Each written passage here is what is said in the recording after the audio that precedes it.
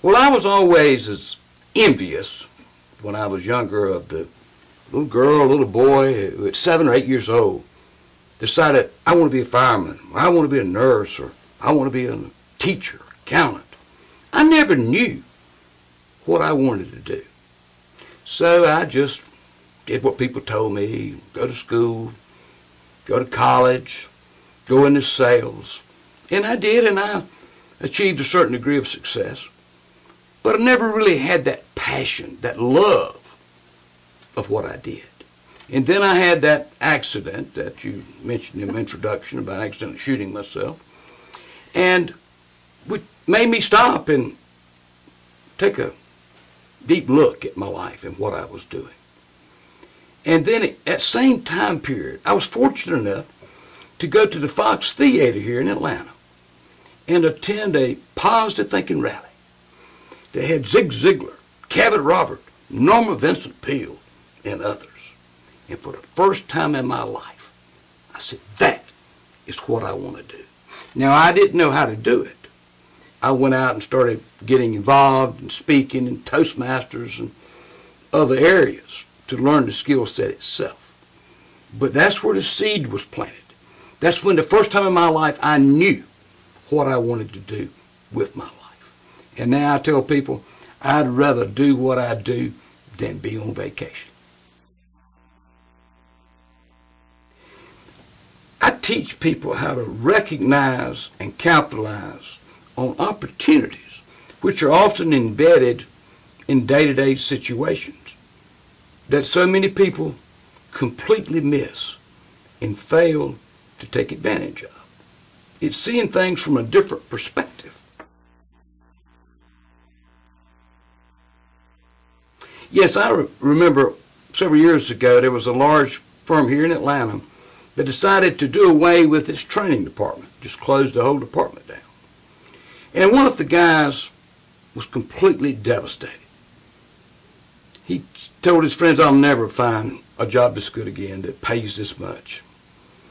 Whereas another one thought about it and he realized that this organization or this company continued to have a need for certain training. They just didn't feel like they could house and pay for a staff. And so he began to sell his services back to the company as an independent consultant. In the first year after he left, he more than doubled his income when he had been a full-time employee. So it's seeing things differently, a different perspective.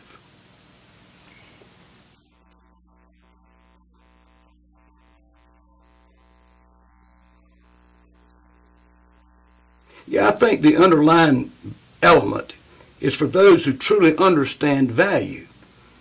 Many people don't. I love the story of a little boy at 9 years of age who decided to apply for a job at a local grocery store. And so the owner of the grocery store just happened to be his father's best friend. So it was just a formality. And he made it seem like a professional interview. So he was interviewing Mikey, and he said, Mike, he said, do you have any experience in working in a grocery store? He said, no, sir. He said, okay, how much money do you think someone with absolutely no experience should be paid? He said, around $10 an hour. I said, wow, that's pretty strong, Mike. He said, why so much?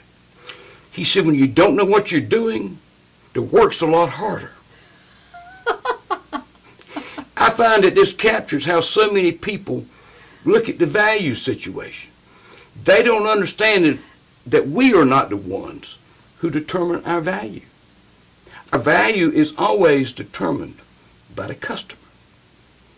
And so that's the mindset that we have to be in, is how can we bring more value. Now, they have a term for this in Louisiana, which I absolutely loved. It's called lagniappe, spelled L-A-G-N-I-A-P-P-E.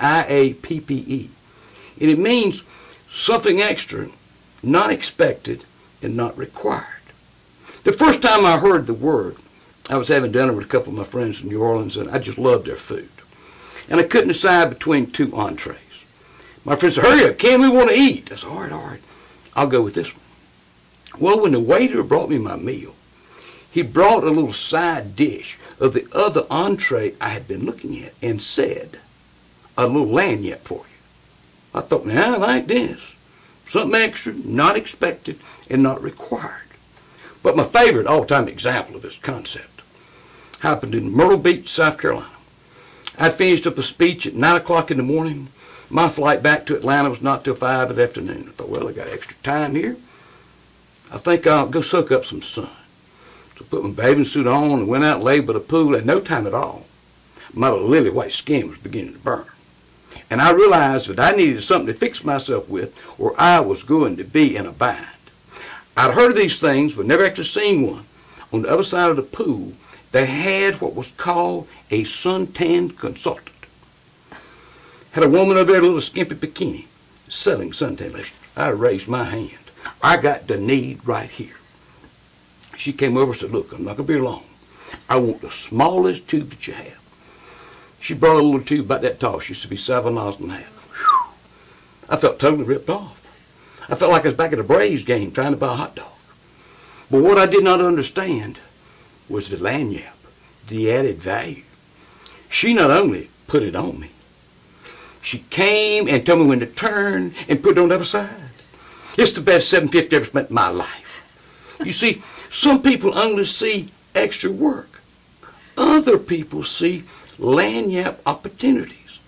They look for ways to bring more value to someone else. And I think that's the mindset that we have to constantly be in.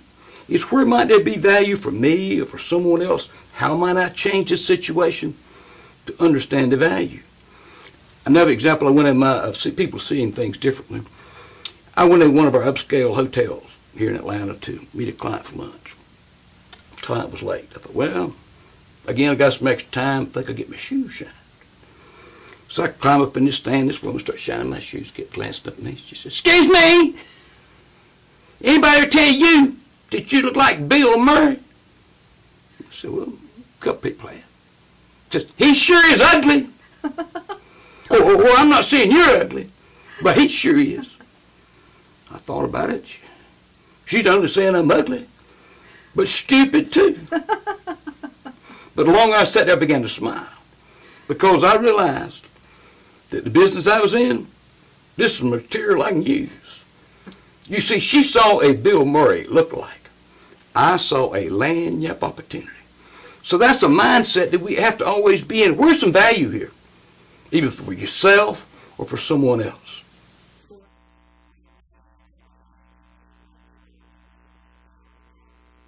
In a down economy, it is tough. I think one of the opportunities that I believe a lot of managers are missing is, as you well know, so often when a group gets downsized, the ones that are left have an increase in workload. It's not always great for them. But unfortunately, I believe their managers sometimes miss an opportunity, because their perspective so many times is saying they should just be thankful that they have a job. Right. And I believe this is the opportunity to show some appreciation. Give them a little bit more feedback. Let them know what they are bringing in providing for the company. So in the future, if done right, when the economy turns around, these people can be a loyal employee as opposed to someone just looking for a way to get out themselves. It's such an opportunity. I always remember Peter Drucker, the great management guru, talking about what employees needed to enjoy their job. He said there were 3 elements. Number 1, interesting work. Number 2, a sense of accomplishment. And number 3, a feeling of appreciation. Now, when it comes to interesting work, I find there's a lot of variety. What you may find is fascinating, I may find is boring. But when it comes to a sense of accomplishment and a feeling of appreciation, there's a lot of similarity.